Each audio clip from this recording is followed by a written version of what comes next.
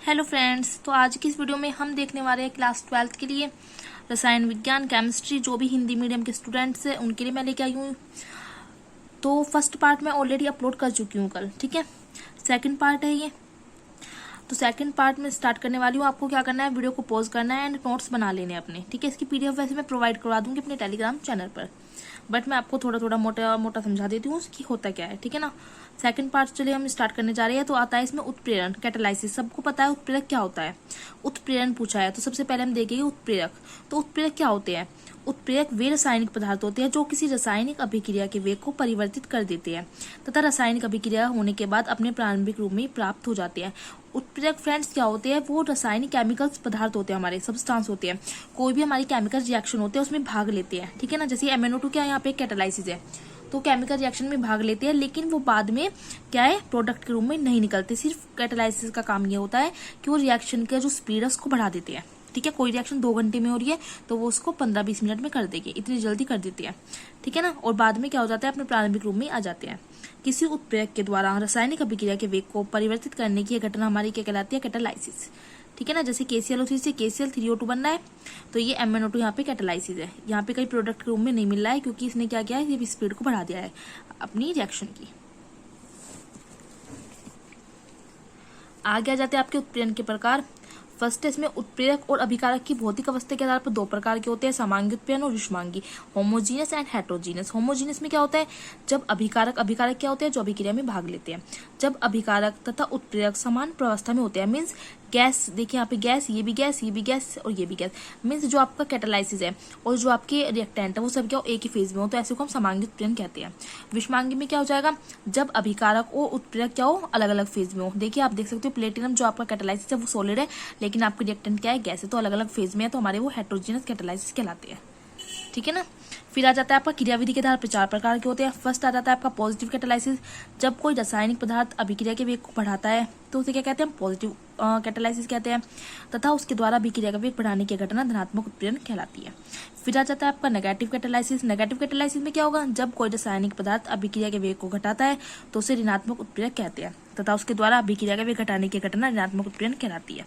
मैं आपको थोड़ा सा यहाँ से दिखा देती हूँ जहाँ से मैंने स्टार्ट किया है, आप आराम से अपनी नोट्स बना लेना। एक बार लास्ट में मैं आपको फिर से सारा दिखा दूंगी ताकि आप आराम से वीडियो को पॉज करके अपने नोट्स आराम से बना ले, ठीक है ना। बहुत इजी लैंग्वेज में फ्रेंड्स नोट्स आपको काफी अच्छे लगेंगे और मैं पूरा चैप्टर आपको आराम से करवाऊंगी। चलिए आगे जाते हैं। तो ये नेगेटिव जो कैटालाइसिस का एग्जाम्पल हो जाएगा आपका। फिर आ जाता है आपका ऑटो कैटालाइसिस। जब किसी रासायनिक अभिक्रिया में बनने वाले उत्पाद में से कोई एक स्वयं उत्प्रेरक का कार्य करे तो उसे कहते हैं स्वयं उत्प्रेरक या ऑटो कैटालाइसिस।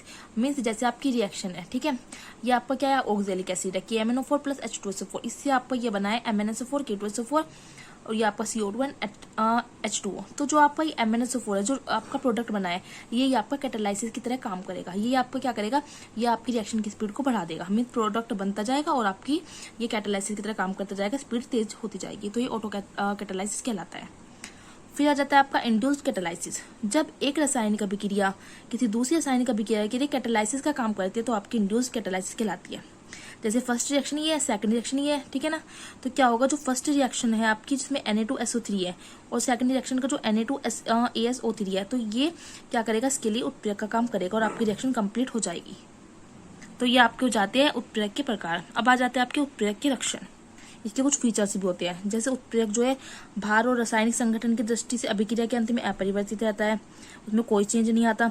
उत्प्रेरक की बहुत ही अल्प मात्रा ही अभिक्रिया को उत्प्रेरित करने के लिए प्राप्त होती है। उत्प्रेरक किसी अभिक्रिया को शुरू नहीं करते। उत्प्रेरक विशिष्ट स्पेसिफिक नेचर के होते हैं, मतलब अलग अलग रासायनिक अभिक्रिया में अलग अलग उत्प्रेरक का काम होता है, ठीक है ना। मतलब हर एक रिएक्शन के लिए हर एक उत्प्रेरक अलग होता है। जिस ताप पर उत्प्रेरक की क्रियाशीलता अधिकतम होती है उसे अनुकूलतम ताप कहते हैं। एक बार आपको स्टार्टिंग से ऐसे दिखा रही हूँ, ठीक है ना, तो आप अपने नोट्स बना लेना।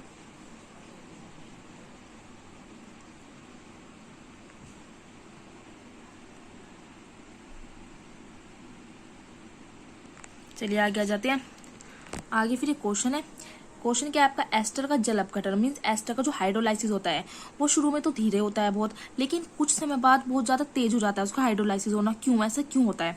तो ये हमारी क्या है, रिएक्शन है एस्टर के हाइड्रोलाइसिस की। आपका क्या एस्टर है, एस्टर में आपको पता है 2 अल्काइल ग्रुप आते हैं, तो इसके मैंने RCOO आपका एस्टर ग्रुप होता है, R- लगा दिया है।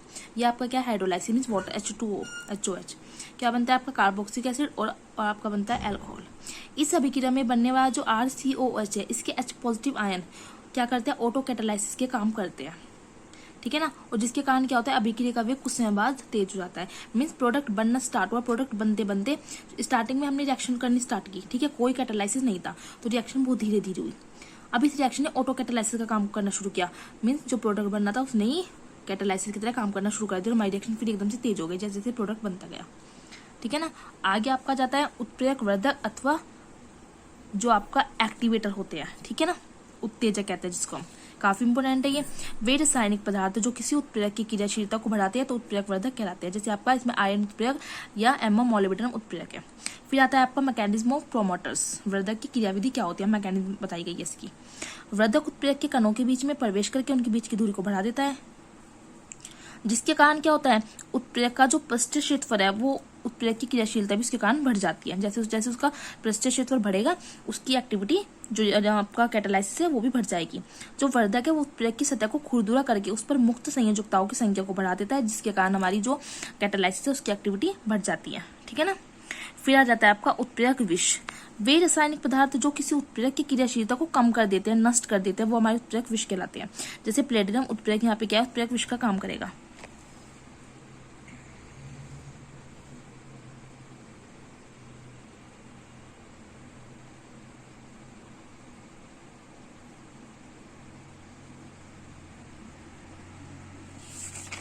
आगे देखते हैं। अब आ जाता है विष की क्रियाविधि। उत्प्रेरक विष उत्प्रेरक की सतह पर अधिशोषित हो जाता है, जिसके कारण उत्प्रेरक की सतह पर मुक्त संयोजकताओं की संख्या घट जाती है और उत्प्रेरक की क्रियाशीलता भी घट जाती है। आगे एक प्रश्न आ जाता है। प्रश्न क्या है आपका, जो हॉबर प्रोसेस होता है जिससे अमोनिया बनती है, उसमें H2 को Ni उत्प्रेरक की उपस्थिति में CH4 के साथ भाप की अभिक्रिया द्वारा प्राप्त किया जाता है। जो प्रोसेस है उसको भाप पुनः संभावन कहते हैं। अमोनिया प्राप्त करने के लिए हैबर प्रोग्राम में CO को हटाना क्यों आवश्यक होता है? क्वेश्चन पूछा है क्यों हटाना आवश्यक होता है, क्योंकि CO जो होता है इस रिएक्शन के लिए उत्प्रेरक विष का काम करता है, इसीलिए CO को हटाना आवश्यक होता है, ठीक है ना। बहुत इजी देखिए क्वेश्चन है। फिर आ जाता है आपका उत्प्रेरण के सिद्धांत। कुछ इसके सिद्धांत भी उत्प्रेरण की घटना के, जैसे आपका फर्स्ट आ जाता है इंटरमीडिएट कंपाउंड, माध्यमिक यौगिक सिद्धांत। अब माध्यमिक यौगिक सिद्धांत क्या है? यह सिद्धांत समांगी उत्प्रेरण की व्याख्या करता है। इसके अनुसार उत्प्रेरक किसी एक अभिकारक से, उत्प्रेरक जो है वो किसी एक अभिकारक से क्रिया करके माध्यमिक यौगिक बनाता है, ठीक है ना। अब क्या होगा, उत्प्रेरक किसी भी अभिकारक से क्रिया करेगा, जैसे आपका A+B से AB आपका प्रोडक्ट बना, C क्या है इसमें आपका कैटालाइसिस है उत्प्रेरक, तो उत्प्रेरक अभिकारक से क्रिया करेगा। जैसे C ने A से रिएक्शन करी और क्या बनाया, एक माध्यमिक यौगिक इंटरमीडिएट कंपाउंड बनाया AC। अब वह माध्यमिक यौगिक दूसरे अभिकारक से क्रिया करेगा। अब जो हमारा माध्यमिक यौगिक था AC, वो दूसरे अभिकारक B से क्रिया करेगा और क्या बनाएगा, प्रोडक्ट AB+C, और तथा उत्प्रेरक जो था हमारा वो वापस फिर से अलग हो गया। देखिए प्रोडक्ट वापस वही बनेगा और उत्प्रेरक अलग हो गया, ठीक है ना।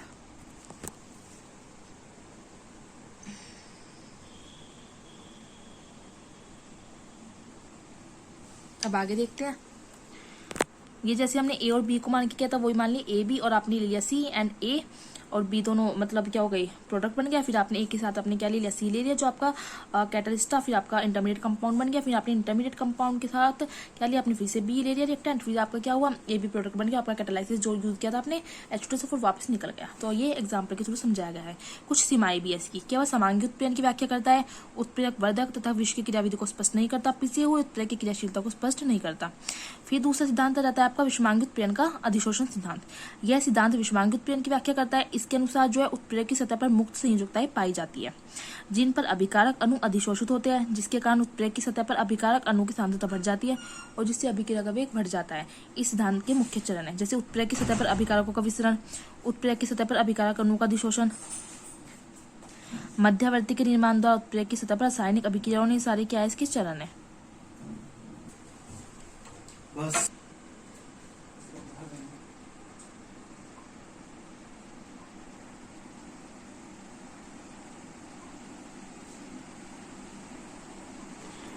तो ये इसका डायग्राम हो जाएगा, ठीक है ना।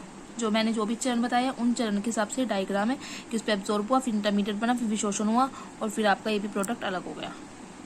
इसका कुछ महत्व आ जाता है। फिर